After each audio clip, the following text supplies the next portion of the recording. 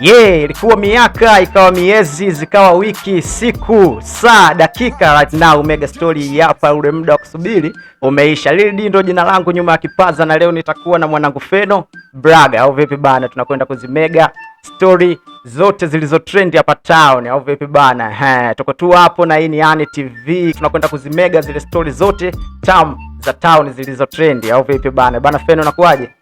Kaka kaida. Uhakika sana. Bana, leo tunakwenda kuzidondosha zile trending zote, au vipi bana? Tuko na mtu mzima Mnyamwezi kutoka streamer mkubwa kabisa kutoka Marekani, au vipi bana? Unamuita Daron Jason What Kings JR, watu wengi wanamfahamu kama iShowSpeed, au vipi bana? Bana, mshikaji amekuwa na ziara yake tour ya Afrika, au vipi? Ametembelea nchi baadhi, na leo tutakwenda kujua kwamba mafanikio yake hivi na hivi, challenge au vipi bana, na vitu zote ambazo wamekutana nazo Afrika bana. Tunakwenda kwanza nini ndugu yangu?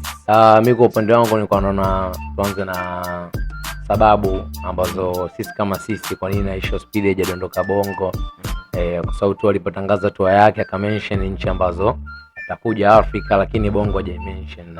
Pia tumeona ameenda Kenya ambayo ipo karibu na Bongo. Amezunguka Bongo, lakini Bongo hajadondoka. Unahisi sababu zipi zimefanya mpaka mchizi hajadondoka Bongo?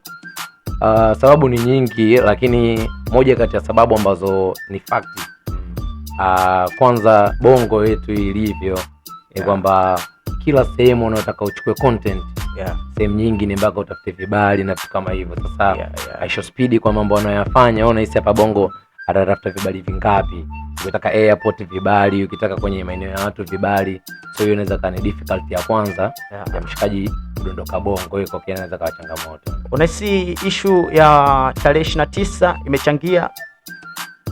Kwa upande wangu sidhani, kwa sababu yale mambo alishaisha, stuff like that. So naona kama kuna hiyo issue kwanza ya vibali, issue nyingine hata communication language. Unajua iShowSpeed hataki wale watu fame, anataka streets, aingie mitaani apate vibe. So kwa hii Bongo yetu tunavyojua inaweza kuwa changamoto sana kwa issue ya lugha. Itakuwa lugha gonga. Lugha gonga. Stuff like that. Vile katika nchi hizi tu, mfano Ethiopia, Zambia, tumekuwa tukiona kuna watu wanajifanisha na iShowSpeed.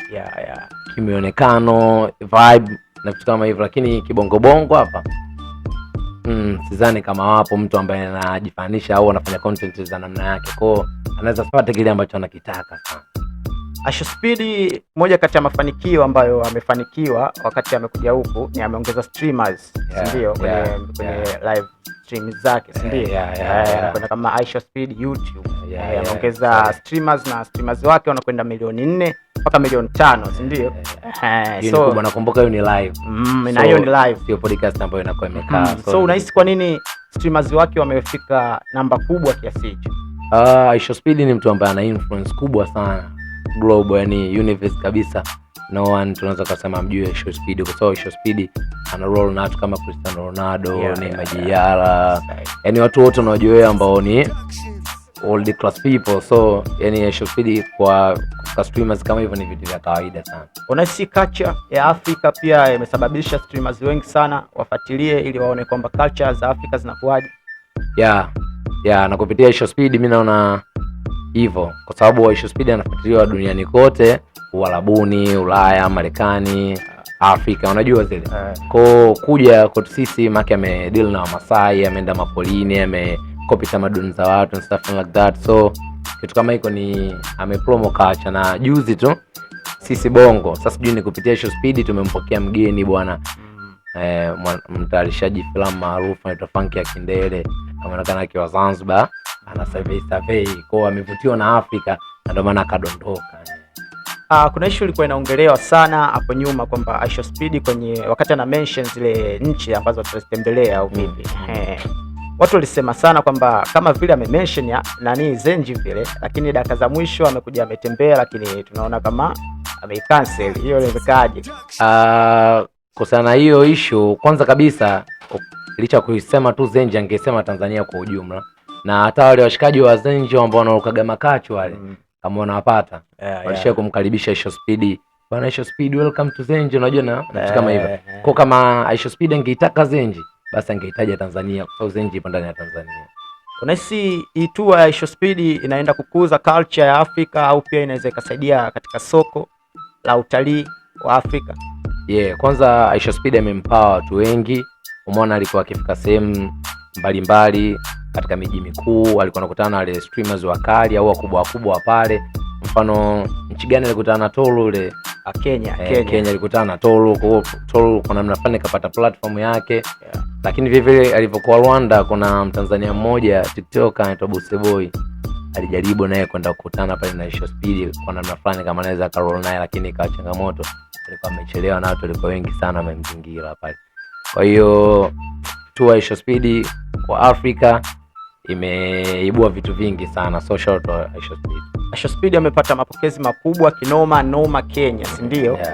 Yeah. Kwa nini Kenya wamempa hilo shavu kubwa kiasi hicho tofauti na nchi nyingine alizoenda? Kwa namna fulani naweza kusema labda ni watu ambao walikuwa wanamuadmire sana, unajua zile. So kila yani kuna mtu fulani akisogea sehemu fulani atakuwa na namna yake. Mfano Bongo hapa tushakumpokea Ashraf Hakimi. Timu ya Young Africans ilimleta Ashraf Hakimi, lakini sidhani kama kulikuwa kuna vibe lolote la kumpokea Ashraf Hakimi. Kwa watu pengine walikuwa wanaona tu kama kitu fulani cha kawaida, unajua. Lakini pengine kwa Kenya Isho Speed walikuwa wanamsubiri kwa hamu sana. Ndio maana akampa vibe la namna ile pale. Trending kubwa ambayo clip ambayo nimekutana nayo mtandaoni, si ndio? Ikimwonyesha Isho Speed akiwa na wale Masai wa Kenya. Kuna stage alifika kule msituni, si ndio?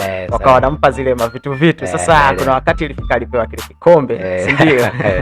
Wakati anaipiga ile kitu akawa kama vile design kama vile anataka anaipeleka anaishusha hivi, ilikuwa damu kwa damu kunywa damu.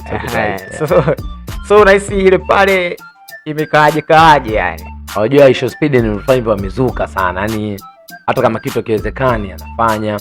Unamwona na zile challenge zake, kama ana jump au anavunja uzio, anapanga maband mengi afa anatakiwa ayavunje na vitu kama hivyo.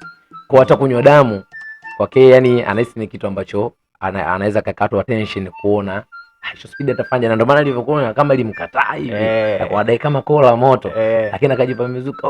Damn, unajua zile kwa akiamini kama ile yani hivyo. Na kitu kingine jamaa ambacho nimemsoma ni kwamba hawezi kukataa tamaduni ya watu, yani kwamba mfano wa Masai wamempa damu akasema mimi siwezi kunywa damu.